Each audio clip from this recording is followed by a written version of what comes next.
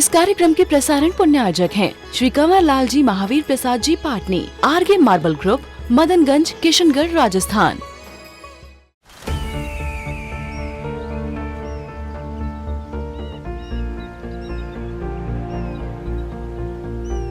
जो बनकर मेरा हमसफर आएगा, सिर्फ उसी को फर्क नजर आएगा। शुरू करो, डालो बुनियाद, घर महल नजर आएगा। वंडर लाइए, वंडर अपनाइए, फर्क नजर आएगा।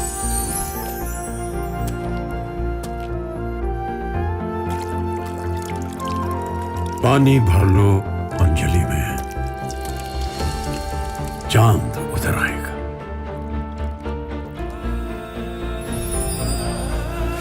वंडर है ना, वंडर लाइए, फर्क नजर आएगा।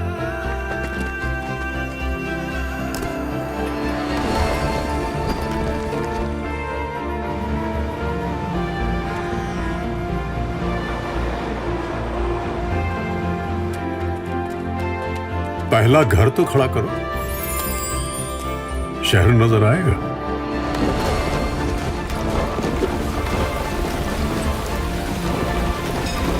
साल बरस और सदी नहीं, एक युग गुजर जाएगा। उम्र न पूछो वंडर की, जब फर्क नजर आएगा। वंडर सीमेंट, फर्क नजर आएगा। शायद देखा होगा आप लोगों ने, सुना भी होगा। इसका टाइटल तो सुना होगा। क्या नाम, क्या टाइटल था इसका? हम नहीं सुधरेंगे। बढ़िया टाइटल है ना। तो आप लोग भी ऐसे हो? कैसे हो बताओ? हर आत्मा के भीतर, हर इंसान के भीतर जीओडी की क्षमता है, गॉड बनने की क्षमता है। वो स्वयं अपना निर्माण करने वाला है, स्वयं अपने भीतर पापों को समाप्त करने वाला है, व्यसनों को नष्ट करने वाला है। वो स्वयं गलतियों को दूर करने वाला है। तो पहले डिस्ट्रक्शन होता है, उसके बाद कंस्ट्रक्शन होता है। ऐसी है कि पहले कंस्ट्रक्शन होगा, फिर बाद में डिस्ट्रक्शन होगा। क्या होगा बताइए? पहले डिस्ट्रक्शन कि पहले कंस्ट्रक्शन? यदि हमें भगवान बनना है तो पहले तो डिस्ट्रक्शन होना होगा। अपने भीतर जो भी है भरा हुआ है, कचरा है, पाप है, बुराइयां हैं, उन्हें डिस्ट्रक्ट करना पड़ेगा, उन्हें डिस्ट्रॉय करना पड़ेगा। तब कहीं जाकर के फिर नया कंस्ट्रक्शन अच्छा होगा, नया निर्माण होगा, एक ऐसा भवन बनेगा जो बहुत सुंदर होगा। तो जिसके भीतर ये विचारधारा आ जाती है, जन्म ले लेती है, वो व्यक्ति डॉग से गॉड की ओर चलने वाला हो जाता है। और जो ये नहीं सोच पाता, वो डॉग से कहां पहुंच जाता है कि डॉग ही रहता है। डॉग ही रहता है कि डॉग से और निचले स्थान में चला जाता है, और भी नीचे चला जाता है। जितना था वो भी नहीं रह पाता है, उसे भी वो खो देता है। तो हम कह रहे थे, बात इस दुनिया को बनाने वाला कोई ईश्वर है। ये थ्योरी डाइजेस्ट अच्छे से नहीं होती है, समझ में नहीं आती है। तो दूसरी थ्योरी है, there is no one who is creator here, everything is automatically created here. कोई क्रिएटर नहीं है, अपने आप सब क्रिएटेड हैं, बनी बनाई हैं। और जहां क्रिएटर नहीं होता है, उसका नाश भी नहीं होता है, समाप्त भी नहीं होता है। तो एक थ्योरी है जो पूरी विज्ञान के एकदम करीब है, और वह थ्योरी है जैनिज्म की थ्योरी। हिंदू थ्योरी एक एरिस्टोक्रेटिक थ्योरी है, वह एक एरिस्टोक्रेट की कल्पना है, एक ईश्वर की कल्पना है। और जैन थ्योरी है डेमोक्रेटिक है। हर इंसान, हर आत्मा यहां पर परमात्मा की क्षमता को रखता है। जैसे वो ईश्वर है, हम भी ईश्वर हैं, आप भी ईश्वर है। कोई भी ऐसा नहीं है जो ईश्वर ना हो। जब हम इस बात को समझते हैं तभी हमारे भीतर ये भाव जागृत होता है, अरे हम हैं तो ईश्वर, हम हैं तो गॉड, लेकिन हम डॉग बन करके क्यों भटक रहे हैं संसार में। जिसे ये भान हो जाता है, जिसे समझ आ जाती है कि मैं हूं क्या और कर क्या रहा हूं, बस वहीं से उसकी चेतना जागृत हो जाती है। एक उदाहरण बताते हैं। एक भिखारी था, चौराहे पे बैठ करके हमेशा भीख मांगता था और उसका चौराहा निश्चित था। एक स्थान था, उस चौराहे पे आकर के वो एक कपड़ा बिछाता और सवेरे से लेकर शाम तक भीख मांगता, और शाम को जितना कलेक्ट कर लेता, जितना उसे भीख में मिल जाता, लेकर के चला जाता, अपना पेट भरता, परिवार का पालन पोषण करता। और भीख मांगते मांगते उसे 50 वर्ष हो गए, वृद्ध हो गया।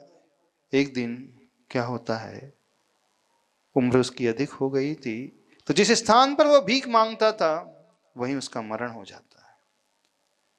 लेकिन कोई आसपास उसका था नहीं, कौन उसे संभाले, कौन उसे दफनाए, कौन उसे जलाए, कौन उसे शमशान घाट लेकर के जाए, खर्चा कौन करे भाई। तो आसपास के लोगों ने सोचा यही भीख मांगता है, क्यों ना यहीं खोद करके उसे दफना दिया जाए। तो जहां वो भीख मांगता था उस स्थान की खुदाई शुरू की गई और हार्डली 4 फीट खुदाई की गई तो वहीं पर सोने के घड़े मिलते हैं। 4-4 सोने के घड़े मिलते हैं और लोग देख करके आश्चर्य रह जाते हैं। बताओ, स्वर्ण मुद्राओं के बीच में बैठकर के, करोड़ों की धन संपत्ति के बीच में बैठकर के ये भिखारी हमेशा भीख मांगता था। कभी उसने अपने नीचे की जमीन देखी नहीं।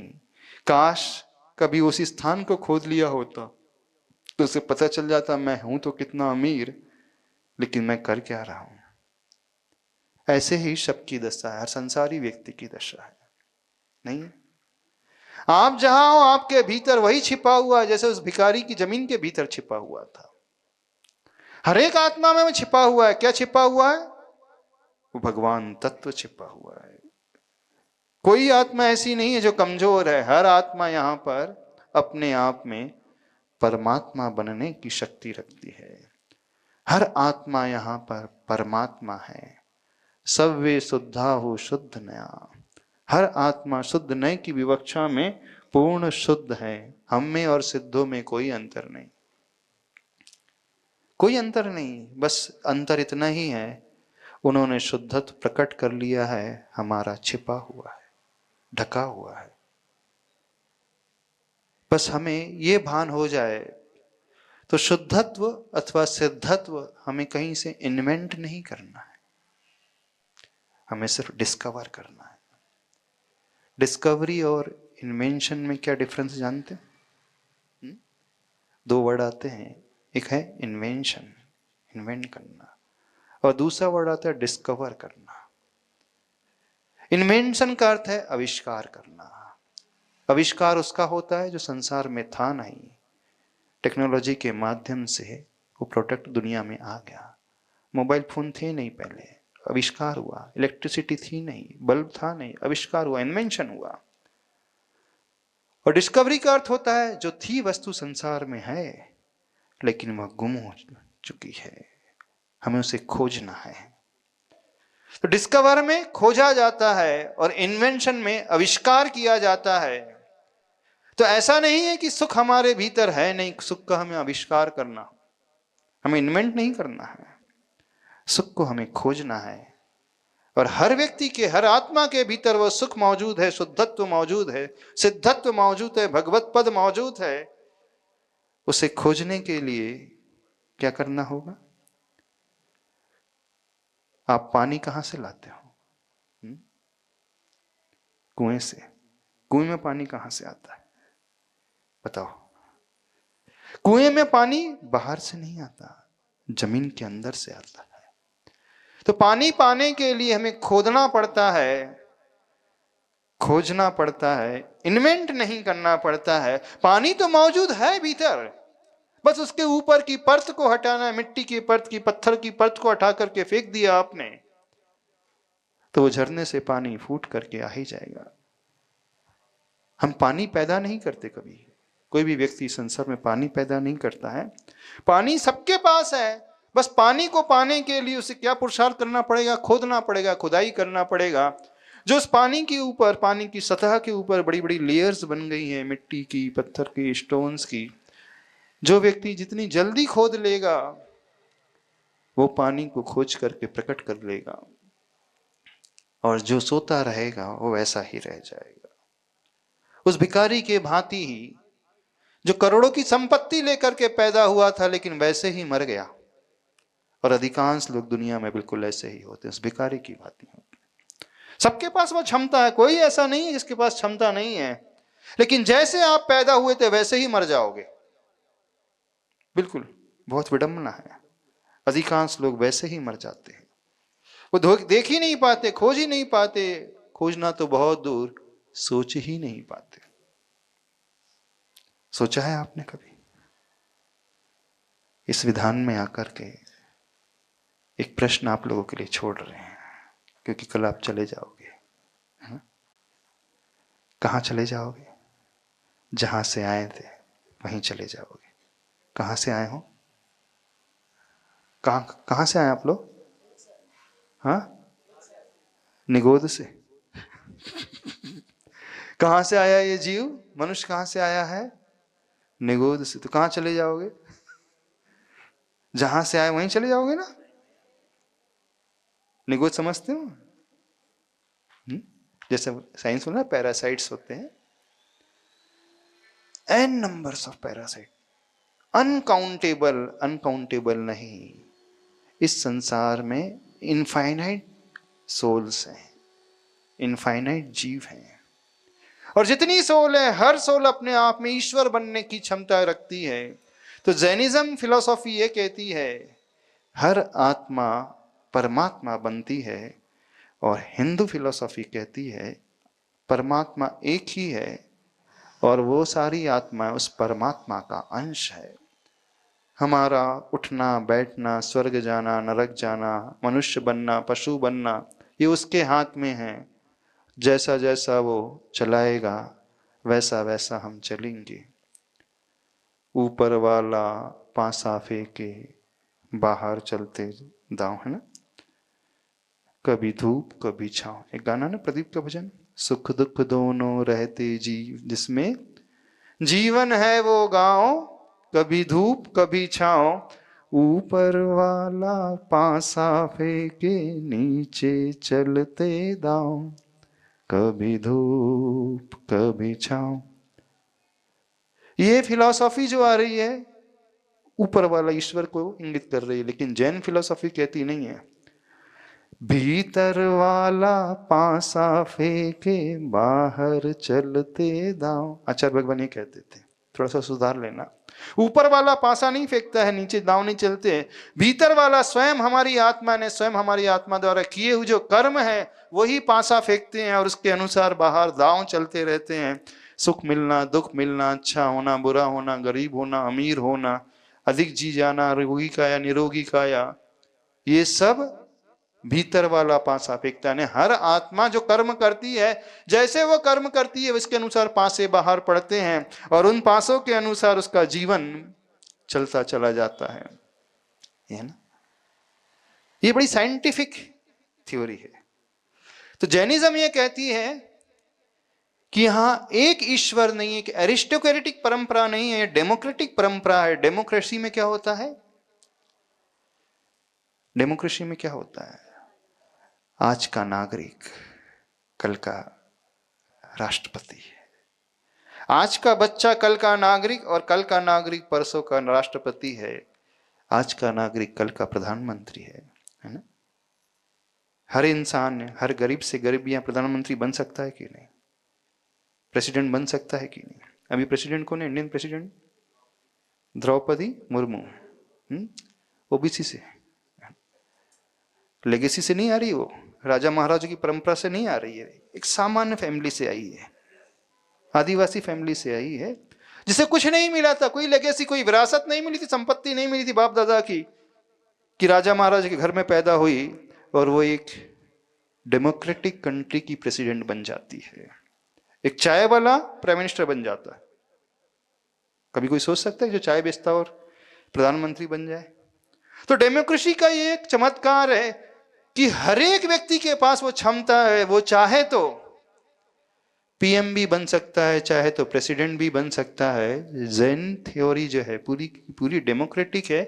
वो ये कहती है हर आत्मा, मनुष्य ही नहीं, चींटी की आत्मा भी भगवान बन सकती है, पशु की आत्मा भी भगवान बन सकती है, वो लोमड़ी सियार की आत्मा भी भगवान बन सकती है, और बन गई। पशु मनुष्य बैठे रह गए, वो सियार जिसने सिर्फ एक नियम लिया था, रात्रि भोजन त्याग का, अगले भाव में क्या बन गया? वही सियार प्रीतिंकर के रूप में जन्म लेता और मोक्ष चला जाता है।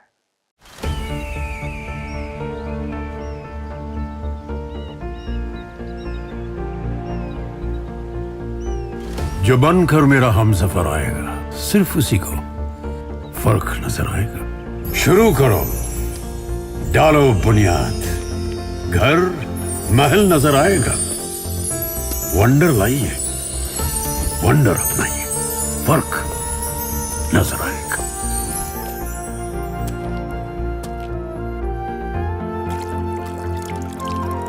पानी भर लो अंजलि में, चांद उतर आएगा।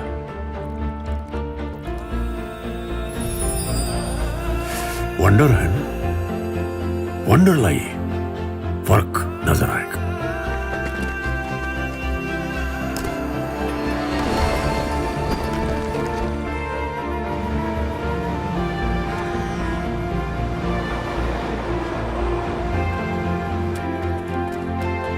पहला घर तो खड़ा करो,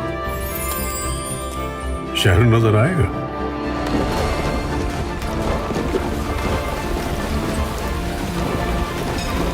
साल बरस और सदी नहीं, एक युग गुजर जाएगा। उम्र न पूछो वंडर की, जब फर्क नजर आएगा। वंडर सीमेंट, फर्क नजर आएगा। इस कार्यक्रम के प्रसारण पुण्य आयोजक हैं श्री कंवर लाल जी महावीर प्रसाद जी पाटनी, आरगे मार्बल ग्रुप, मदनगंज, किशनगढ़, राजस्थान।